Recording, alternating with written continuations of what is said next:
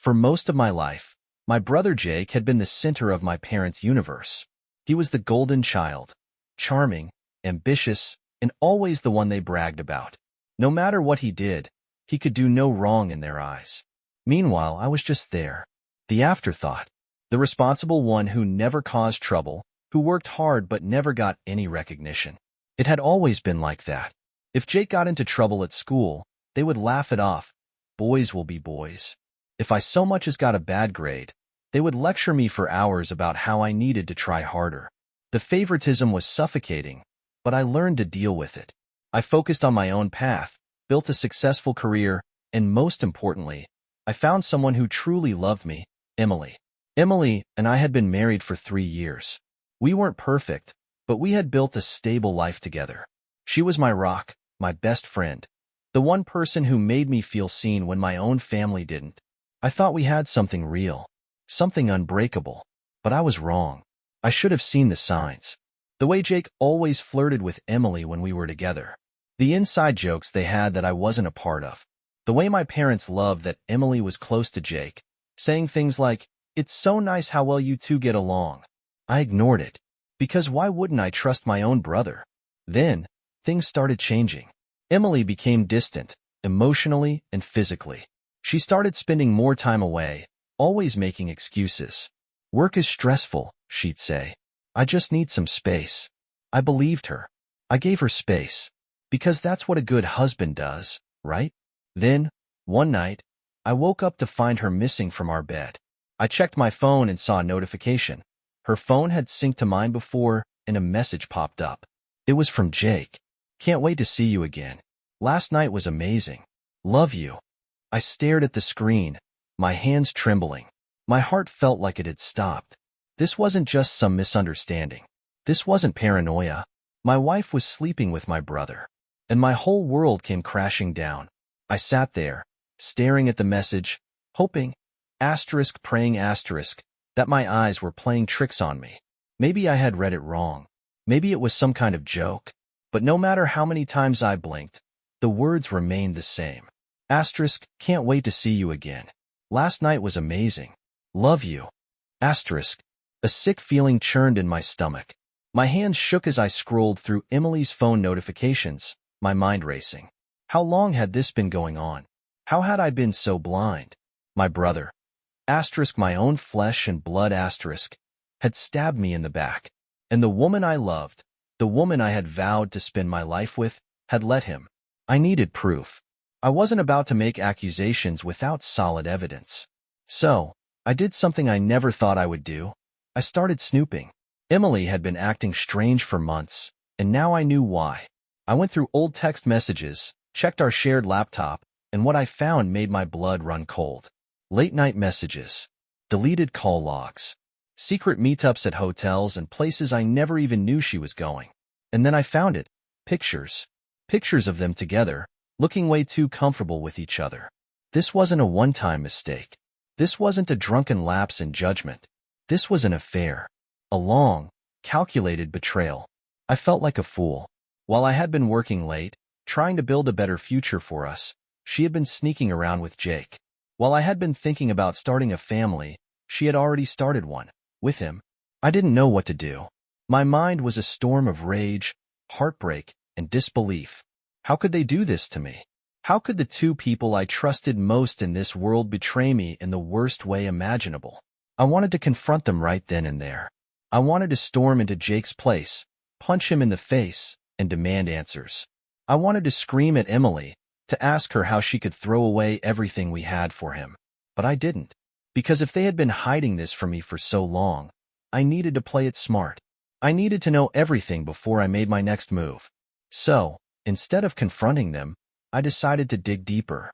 I was going to expose them both. And when I did, I would make damn sure neither of them would ever recover from what they had done to me. I barely slept that night. My mind replayed every conversation, every moment that now seemed like a lie. Emily's late nights at work, the way she flinched whenever I mentioned Jake, the sudden change in her attitude toward me, it all made sense now. But if I was going to confront them, I needed more than just text messages and gut feelings. I needed undeniable, irrefutable proof. I needed to make sure they couldn't weasel their way out of this. So, I started planning. The next day, I acted completely normal. I kissed Emily goodbye before she left for work, pretending I had no idea she was meeting him that night. I even texted Jake, acting like the loyal, oblivious brother I had always been. Then, I did something I never thought I would do. I hired a private investigator. I wanted every detail, every text, every phone call, every meeting. I needed evidence so strong that when the time came, neither of them could lie their way out of it. 2 days later, the investigator handed me the first batch of photos. My stomach turned as I flipped through them. Emily and Jake at a hotel, laughing together, holding hands, kissing. It wasn't just a fling. They looked happy, like a real couple, like we used to be. But the final piece of evidence was what shattered me completely. A doctor's appointment. Emily's name on the patient list. The words pregnancy confirmation printed in cold, heartless letters. She was pregnant, and it sure as hell wasn't mine. I felt like the air had been knocked out of my lungs. I had suspected it, but seeing it in black and white made it real. The woman I loved was carrying my brother's child. I gripped the papers so tightly my hands shook. My heart pounded in my chest, not from sadness, but from rage. Jake had taken everything from me. My parents had always favored him, but now? Now he had stolen my wife, my marriage, and even the future I had dreamed of. I wasn't just going to confront them. I was going to destroy them. And the first step? Making them think I still didn't know. Because when I finally made my move, I wanted them to feel it, to suffer, to regret ever betraying me. This wasn't just about revenge anymore. This was war. I spent the next few days carefully planning my next move. Every time I looked at Emily, I felt a mix of rage and disgust, but I forced myself to play the role of the clueless, loving husband. If she suspected anything, I knew she'd run straight to Jake, and I wasn't about to let them slip away that easily. The investigator provided me with more proof, hotel receipts, additional photos, and even a recorded conversation from a bug I had secretly placed in Emily's car. In the recording, she was talking to Jake about how she felt guilty but couldn't stop because she was finally with the right brother. That sentence alone nearly made me lose it, but I didn't. Instead, I started setting the trap. The first step was simple. I suggested to Emily that we should go away for the weekend, just the two of us. She hesitated at first, mumbling something about work, but I insisted. "We've been so distant lately," I said, playing the part of the desperate husband. "I just want to fix things between us." Her face twisted with guilt, but in the end, she agreed. I knew she wouldn't cancel her real plans with Jake, though. She was too deep into her lies. Sure enough, that night, she thought I was asleep and texted him. "Emily, he wants to take me away for the weekend. What do I do?" "Jake, just make up an excuse. I'll book a room at the usual place." "Emily, I feel bad. He's trying so hard." "Jake, it's too late for that. We're past the point of feeling bad." That was all I needed. I pretended to come down with a fever the morning of our supposed getaway. I told Emily I'd stay home and rest while she could go visit her sister, her usual excuse when she met up with Jake. She looked relieved and left in a hurry, thinking I was none the wiser. Little did she know, I had followed her. I parked a block away from the hotel, waiting, my hands gripping the steering wheel so tight my knuckles turned white.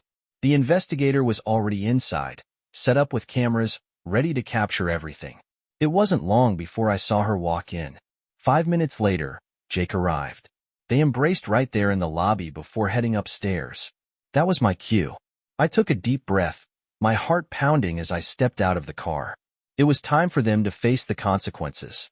I stood outside the hotel room door, my fists clenched so tightly my nails dug into my palms. My heart pounded in my chest, but I forced myself to stay calm. I wasn't just here for revenge. I was here for the truth. No more secrets. No more lies. It was time for Emily and Jake to face the consequences of their betrayal. With a deep breath, I slid the spare key card, one I had gotten from the investigator, into the lock. The green light flashed, and the door clicked open. I pushed it slowly, stepping inside as my stomach churned with a mix of fury and anticipation. There they were. Emily was wrapped in a hotel robe, sitting on the edge of the bed, laughing at something Jake had just said. Jake, shirtless, leaned back against the headboard, completely relaxed, like he didn't have a care in the world. The moment they saw me, the color drained from Emily's face. Jake sat up straight, his cocky smirk vanishing in an instant. What the hell are you doing here? Jake stammered, his voice shaky. Emily's hands flew to her mouth, her eyes wide with terror. Oh my God. I can explain. I threw a thick envelope onto the bed between them. Don't bother, I said coldly. Everything's in there. Photos, text messages, the recording from your car, Emily. Her face turned ghostly white. Jake grabbed the envelope and flipped through the contents, his jaw tightening. You set us up, he muttered, his voice laced with anger. I let out a dry, humorless laugh. No, Jake. You did this to yourselves. Emily burst into tears, but I had no sympathy left for her. How long? I asked, my voice low and dangerous. She hesitated, looking at Jake like she was hoping he'd answer for her. When he didn't, she choked out, almost a year. A year. 12 months of lies. 12 months of coming home to me, pretending to be my wife while sleeping with my own brother. I nodded slowly, processing her words. Then I turned to Jake. And you? Jake scoffed, trying to play it cool. It just happened, man. You were always the boring one. She needed something better. I clenched my fists, my body trembling with rage. Better? I took a step closer. You mean you? The guy who's always been jealous of me? The guy who could never stand being second best? His smug expression faltered. That's right, I continued. You couldn't stand that I had something you didn't, so you took it, just like you always have. Emily sobbed harder. Please, I held up a hand, stopping her. Save it. You made your choice. And now, you're going to live with it. Jake scoffed again. What are you gonna do, huh? Beat me up? I smirked. No, Jake. I'm not going to lay a finger on you. I pulled my phone from my pocket and tapped the screen. But everyone else is going to know exactly what kind of people you both are. Jake's face twisted in horror as I held up my phone, showing him the live stream. Over 5,000 viewers were watching, listening to everything. His cocky demeanor vanished instantly. Emily's breath hitched. Oh my God, you.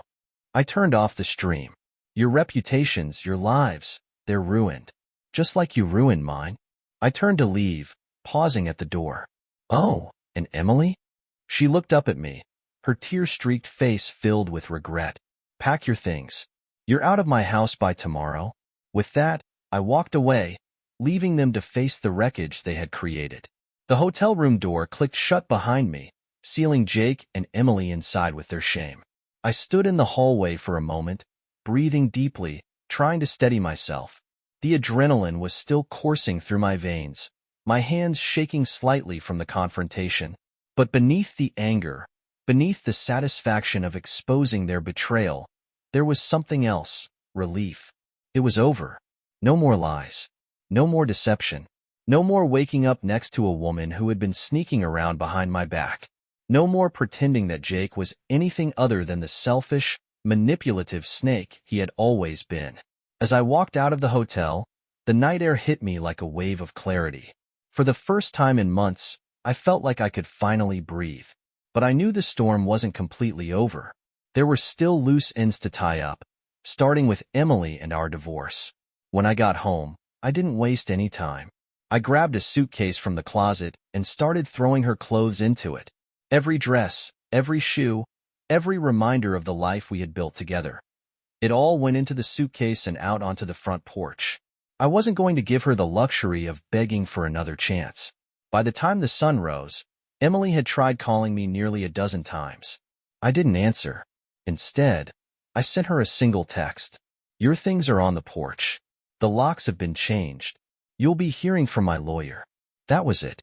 No long explanations, no second chances. She had made her choice. As for Jake, I knew our parents would hear about what happened soon enough. And when they did, I wasn't going to stick around for the fallout. They had always defended him, always made excuses for his behavior. But this time, there was no excuse. This time, he had destroyed everything on his own. Sure enough, Later that day, my mother called.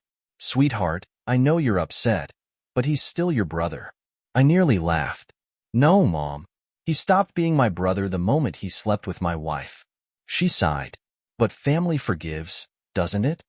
I let out a breath, shaking my head. "Not this time." I hung up, and just like that, I walked away from the people who had caused me nothing but pain. In the weeks that followed, I focused on rebuilding my life. The divorce was swift and clean, thanks to the evidence I had gathered. Emily had no leverage, no excuses. She walked away with nothing. Jake? He became a joke. The live stream of our confrontation had spread like wildfire. His career took a hit, his reputation was in shambles, and for once, he had no one to clean up his mess. As for me, for the first time in a long time, I was free, and it felt damn good.